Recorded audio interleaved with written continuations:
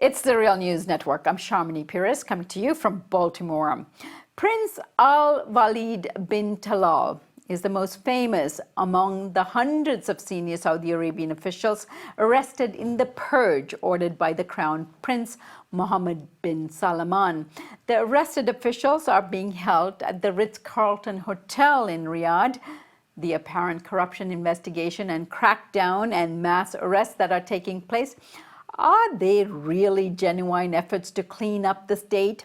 Or is it a power struggle among the differences within the kingdom's royalty itself on how they should operate in the Gulf and the region? Whatever it is shaking the pillars of Saudi Arabia and the government in charge, including the royalty itself, causing a great deal of uncertainty as to the direction of the wealthy kingdom's role in the region, particularly in relation to its regional rival, Iran. Meanwhile, the Wall Street Journal reports that assets of the detained princesses and officials worth an estimated $800 billion may be confiscated by the state.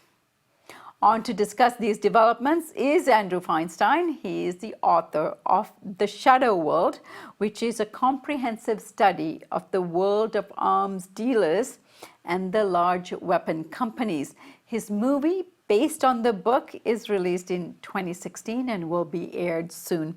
Andrew, good to have you with us. Thank you very much. I'm delighted to tell you that the film will actually be screened on ITVS in the US on the 20th of November. Andrew, Prince Talal is very famous for his large investments in Western companies such as Citigroup, Twitter, 21st Century Fox, and others. While news of his arrests got around in the stock markets, I understand his wealth had declined by $750 million.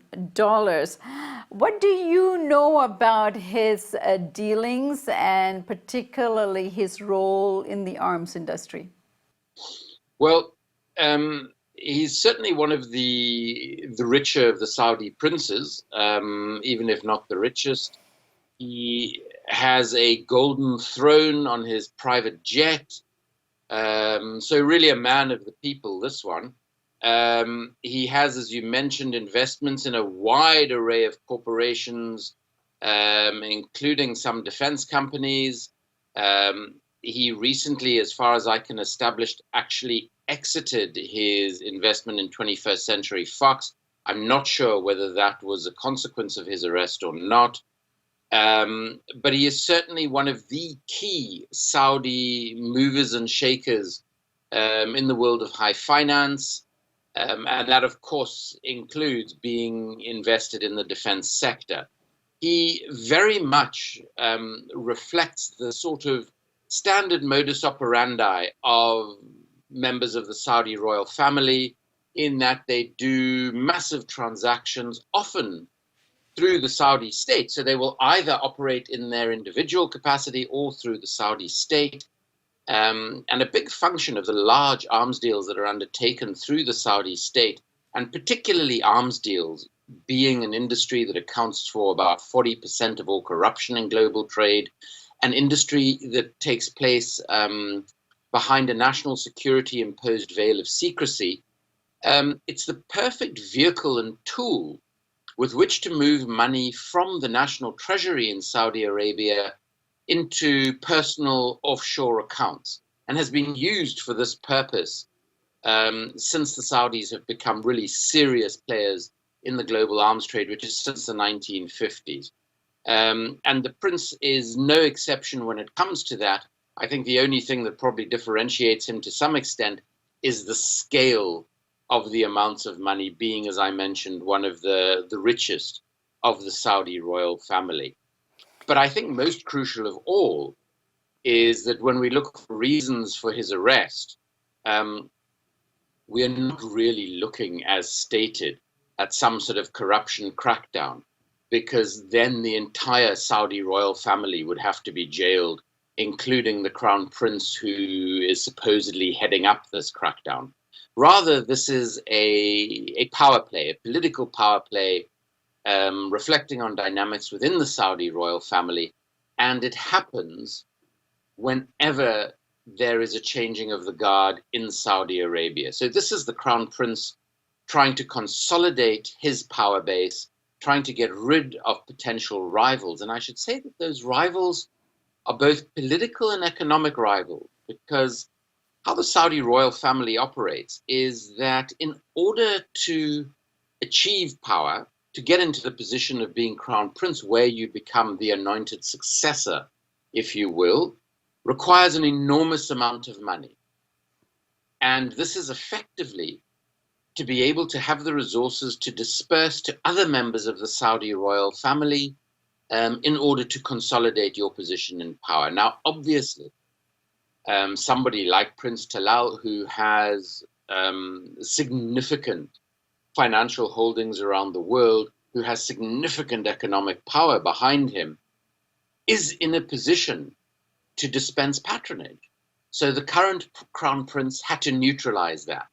And that's what these latest arrests are about. I see absolutely no evidence of any meaningful structural reforms in Saudi Arabia that could lead to less corruption. The Saudi state was founded on corruption. Its modus operandi has corruption as an absolutely central element to the functioning of the state and the royal family, and I see no change here. This is just another power play by another young Saudi royal to try and ensure that he is the next king. Andrew, I guess this begs the question, why does Saudi Arabia actually need so much weapons? In recent years, it is rated among the top weapons importers in the world, although its military isn't very large. Are there even enough Saudi troops to wield all these weapons? Absolutely. I think you make a very important point. I think the first thing to observe is that over the last few years, we have seen a far more aggressive military stance from Saudi Arabia in the region. And that is manifest a few years ago, for instance, in its role in Bahrain, where the Saudis effectively saved the Bahraini royal family and for periods of time had huge numbers of troops in Bahrain putting down democracy protests. So this was Saudi Arabia flexing its military muscles to actually save an equally corrupt, equally autocratic ally. Then I think we have obviously seen Saudi's role in Syria and most devastatingly, Saudi's role in Yemen. Let me deal with those individually. In the case of Syria, we have seen Saudi Arabia allied with various militias and organizations in Syria, some of whom have Al-Qaeda connections, which again is following through on suspected links between Saudi Arabia and Islamist extremist movements, which I believe has been going on for years and years and years, and is reflected by the fact that in perhaps the most corrupt commercial transaction in history, the so-called Al-Yamamah deal between the UK and Saudi Arabia, in which Prince Bandar bin Sultan, who was then the Saudi ambassador to the United States, and son of the then defense minister, was paid over £1 billion in bribes into his bank accounts in Riggs Bank in Washington, D.C. And some of this money, inadvertently, in his words, found its way from his accounts into the accounts of his wife in the same bank and into the accounts of 9 of the 9/11 hijackers.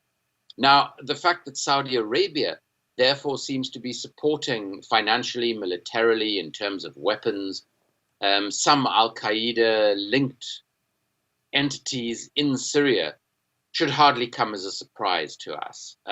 Where it is something of a surprise is that Saudi Arabia remains this firm ally of the West, despite its links to these sorts of groupings. But it's really in Yemen that we are seeing the tragic manifestation of the Saudi policy of belligerence and aggression in the region. And you could argue that the primary reason for this is a proxy war with Iran, because quite clearly Saudi Arabia, interestingly, in something of an unspoken alliance with Israel, wants to be the top dog in the Middle East region. And its only real threat to that position is Iran. And so we're seeing in Yemen since March of 2015 that a Saudi-led coalition that very prominently includes the Emiratis has effectively been committing violations of international humanitarian law and, I would argue, war crimes on the Yemen population. And this has been through massive bombings. And I need to explain here that it's not massive bombings that, as a consequence of collateral damage, has killed thousands and thousands of Yemeni civilians, but it's actually bombing that has consciously targeted civilian targets.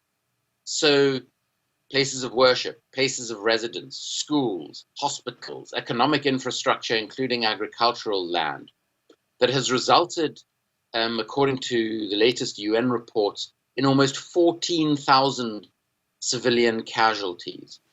And these have been enabled by billions and billions of dollars of weapons sales to Saudi Arabia by particularly the United States and the United Kingdom over this period since March of 2015. So the US and the UK, in my opinion, are complicit in these violations of international humanitarian law and war crimes that are being committed by the Saudis in Yemen. Add to that the blockade of the country that is being led by the Saudis, and this is an air blockade, a sea blockade, and a land blockade that has prevented desperately needed food and even more desperately needed aid getting into Yemen, that has created perhaps the greatest humanitarian crisis of this century, a crisis that has seen literally millions of Yemenis infected with cholera.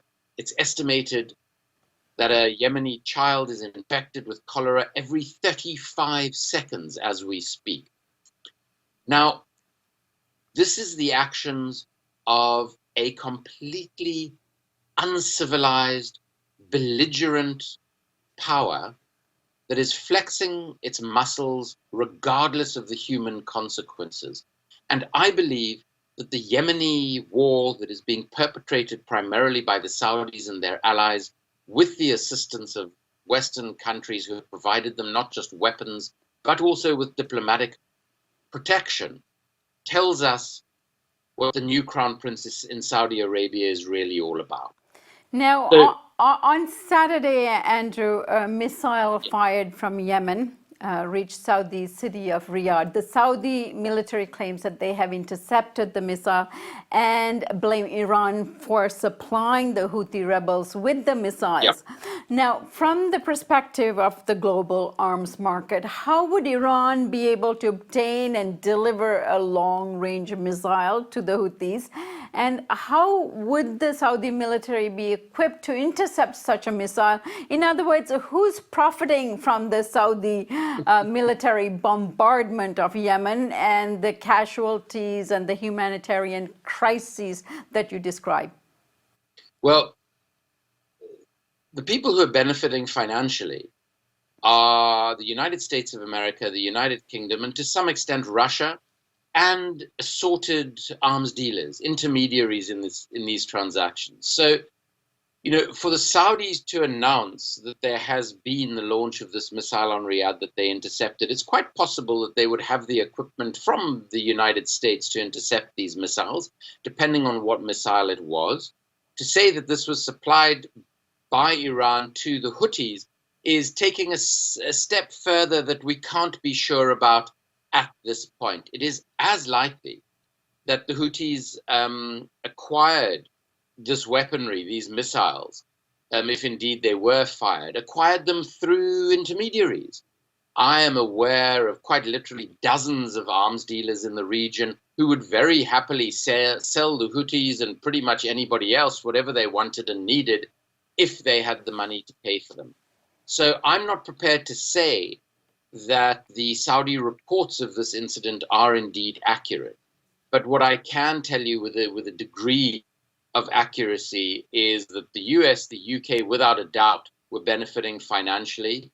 Members of the Saudi royal family, as I mentioned, would benefit because they benefit from all arms transactions with the kingdom by this movement of monies from the national treasury into offshore secret accounts that they hold, containing billions of dollars individually all over the world. But other beneficiaries could have been Russia, who have been known to supply the Iranians, who have been known to supply the Houthis, but most likely to be the various arms dealers in the region who have been supplying, in some instances, both sides in this tragic conflict and the humanitarian disaster that's unfolded. All right, Andrew Feinstein, author of Shadow World, both the book and film.